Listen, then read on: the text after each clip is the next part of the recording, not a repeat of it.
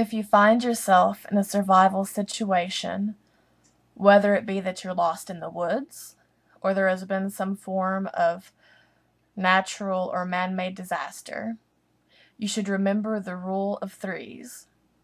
There are three basics that you need to sustain life: air, water, and food. You can live only 3 minutes without air, 3 days without water, and 3 weeks without food. My focus on this video will be water. It should be your priority over food. Even if you have access to food, do not eat it if you do not have access to water. Since water is a vital part of digestion, eating without replacing it will only speed up dehydration, and the effect is worsened if the food that you consume has high levels of sodium, which many of the canned foods, which are a staple in the prepper supplies, are. If you suddenly find yourself having to search for your own water, then there are a few things you need to know before taking that first sip. First of all, always look for a moving water source, such as a stream or a creek. If the water is at a standstill, it is much more likely to be stagnant and have bacterial growth, which will only serve to make you sick. And even if you do find that moving water, that doesn't mean to just dive in and start gulping right then and there. There is still a chance for bacteria, parasites, viruses, and other forms of contamination. So first things first, if you have a means to do so, be sure to boil it.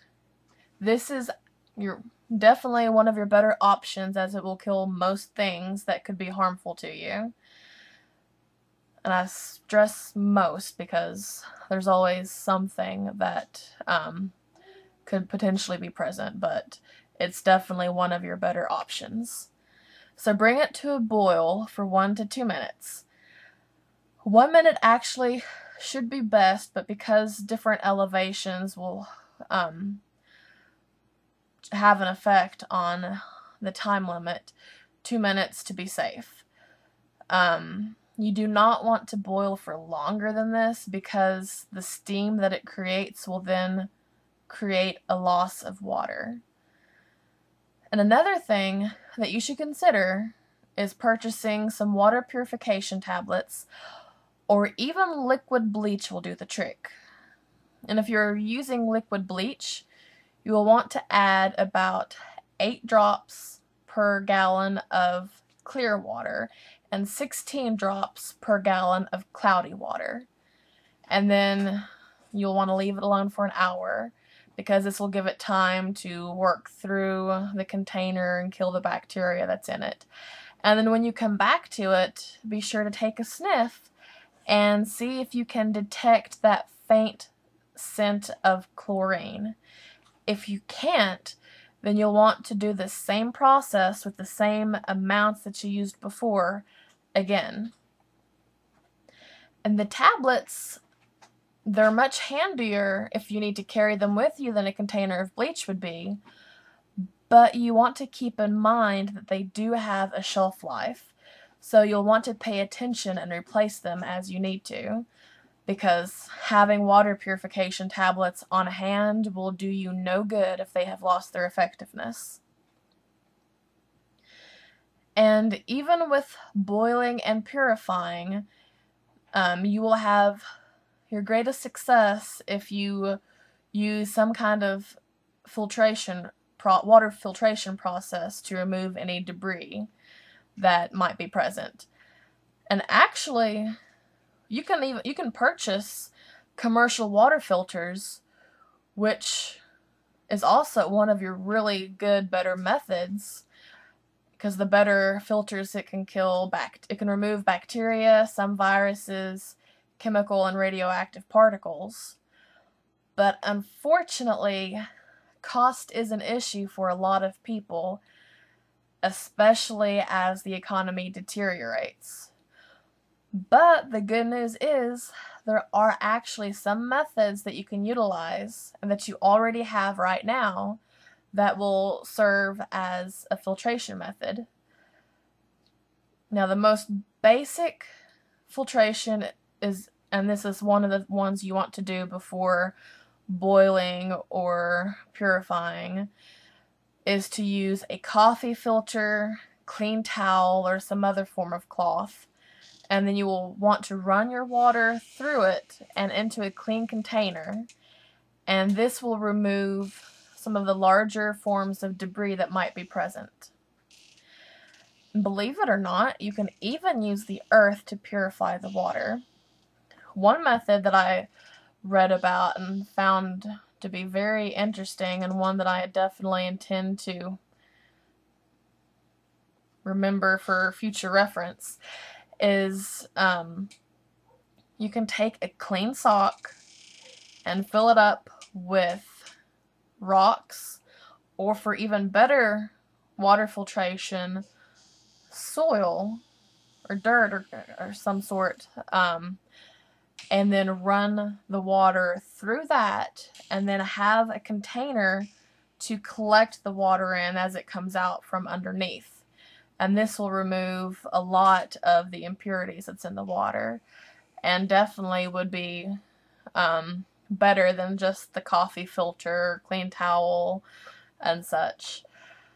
And actually, I have read that this same method can be used,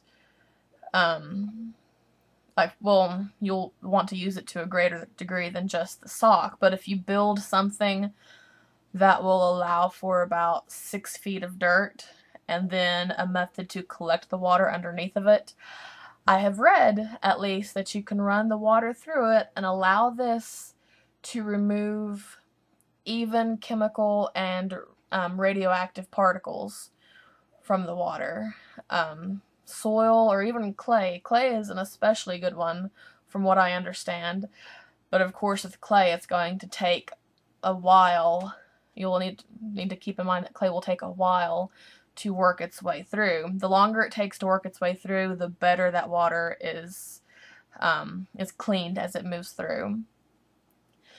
But if you use a method such as this, then you will, especially since you got to build the thing that will allow for it, and you got to have the time that it takes to work its way through, and the thing that you build, it's not something that will be easy to take with you necessarily, unless you devise some clever way of, taking it apart by pieces and carrying it with you and easily put back together. I don't know how clever you might be or what you might come up with, but it's possible.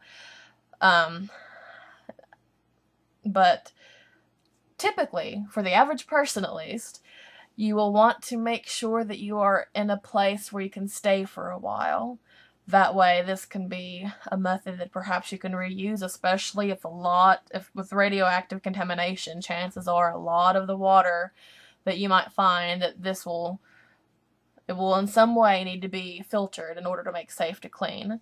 So if you have such a system set up or whatever, you'll just want to make sure that you can have proper opportunity to stay in place and use it before you have to move.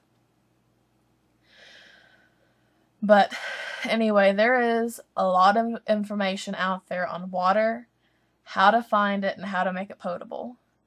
And this video serves only as an introduction on the subject. If you're already if you're already well-versed, that makes more sense, doesn't it, on this subject, then I've not likely shared anything with you that you don't already know. But if you are a beginner and you're seeking to learn, then I hope that you have found this, or at least some part of this video, useful.